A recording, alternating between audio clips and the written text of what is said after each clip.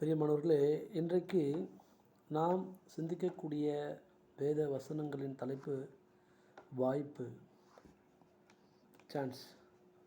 இந்த வாய்ப்புங்கிற தலைப்பில் ஒரு 2 நபரை உங்களிடத்திலே காண்பித்து, அவர்கள் அந்த வாய்ப்பை, தங்களுக்கு கிடைத்த வாய்ப்பை எப்படி பயன்படுத்தி கொண்டார்கள் என்பதை குறித்து நான் உங்களோடு பகிர்ந்து கொள்கிறேன். வேதத்தில் சகேயுவை பற்றி நம்ம பார்த்துருக்கோம்.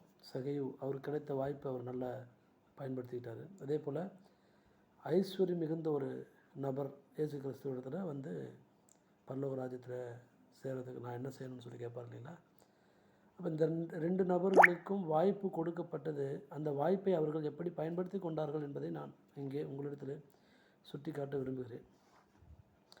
வாய்ப்பு எல்லோருக்குமானது.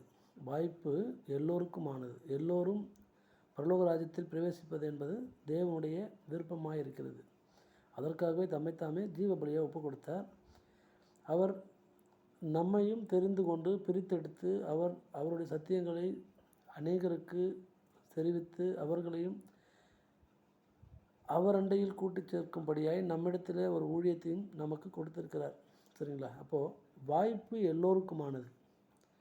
அந்த வாய்ப்பை நாம் எப்படி பயன்படுத்தி கொள்கிறோம் என்பது தான் கேள்வி. சரி, இப்போது இந்த 2 நபரை குறித்து நம்ம சின்னதாக பார்ப்போம். லூக்கா 18:23 ஒரு மனுஷன் வராரு, ஆண்டவர்கிட்ட வராரு.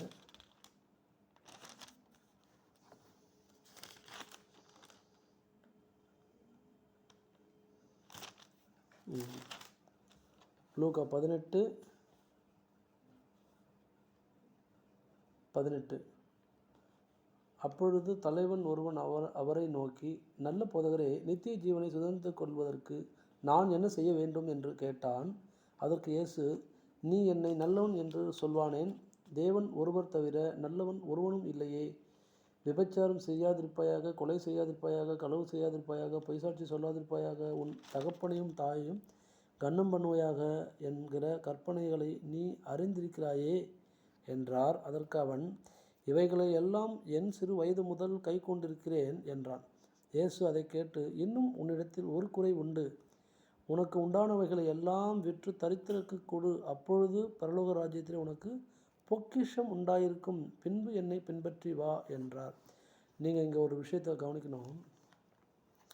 அப்பொழுது பரலோகத்திலே உனக்கு பொக்கிஷம் உண்டாயிருக்கும். நீங்கள் இந்த வசனத்தை கேள்விப்பட்டிருப்பீங்க. உங்கள் பொக்கிஷம் எங்கே இருக்கிறதோ அங்கே உங்கள் இருதயம் இருக்கும் என்று மற்ற 6:21 நம்ம படிச்சிருப்போம். ஸோ ஆண்டவர் இங்கே தெளிவாக சொல்கிறாரு, உன்னுடைய பொக்கிஷம் எங்கே இருக்குமா? அப்பொழுது பரலோகத்தில் இருக்கும். எப்பொழுதுனா, இவன் வந்து எப்படிப்பட்டவன்? அவன் அதிக 23 படிக்கிறான். அவன் அதிக ஐஸ்வர்யவானாய் உள்ளபடியினால், ஐஸ்வர்யம் உள்ளவானபடியால் இதை கேட்டபொழுது மிகுந்த துக்கம் அடைந்தான். சரிங்களா? அப்போது இயேசு கிறிஸ்து உனக்கு உண்டானது எல்லாவற்றையும் விற்று தரித்திரருக்கு கொடு, அப்பொழுது பின்பு என்னை பின்பற்றி வா அப்படின்னு சொன்னார். ஆனால் அவனுக்கு அந்த கேட்ட உடனே ரொம்ப வருத்தப்படுறான், மிகுந்த துக்கம் அடைகிறான். சரிங்களா? ஏன் அவன் துக்கம் அடைந்தான்? மார்க் 10:22 இதே சம்பவம் தான் அதில் வரும். மனம் அடிந்து துக்கத்தோடு போய்விட்டான் அப்படின்னு வரும். அப்போது அவனுக்கு ஒரு வாய்ப்பு அங்கே கிறிஸ்துவானவர் கொடுக்கிறார். அதற்கு தடையாக இருப்பதையும் அவர் சுட்டி காட்டுகிறார். ஆனால் அவனால் அதை பின்பற்ற முடியவில்லை. ஏன்? அவனுடைய இருதயமாகிய பொக்கிஷம், அவனுடைய பொக்கிஷம் எங்கே இருக்குது? பூமியில் உள்ள ஐஸ்வர்யம். அவன் மிகுந்த ஐஸ்வர்யமானாக இருந்தபடினாலே அவன் மிகுந்த துக்கமடைந்து திரும்பி போய்விட்டான் என்று வாசிக்கிறோம். அப்போது அவனுடைய இருதயம் எங்கே இருக்குது? பொக்கிஷத்து மேலே. அவன் பொக்கிஷம் எங்கேயோ அவன் இருதயம் அங்கே இருக்கும். அப்படி தான் நம்ம வாசிக்கிறோம். மற்ற 6:21 நம்ம வாசிக்கிறோம் இல்லைங்களா? அப்போது அதே போல் ஒரு வாய்ப்பு வந்து சகேயுவுக்கு வழங்கப்படுது. அவர் என்ன பண்ணுறாரு? அவரை பற்றி நம்ம எங்கே வாங்குறோம்? அதே நம்ம 18வது அதிகாரத்தில் லூக்கா 18 வாசிக்கும் போது இந்த ஐஸ்வர்யவானை பற்றி வாசிக்கிறோம். அப்படியே அடுத்த அதிகாரத்துலேயே சகேயு வர்றார். 19 பாருங்கள், 19:2 வாசிக்கிறேன். சகேயு பாருங்கள். ஆயக்காரருக்கு தலை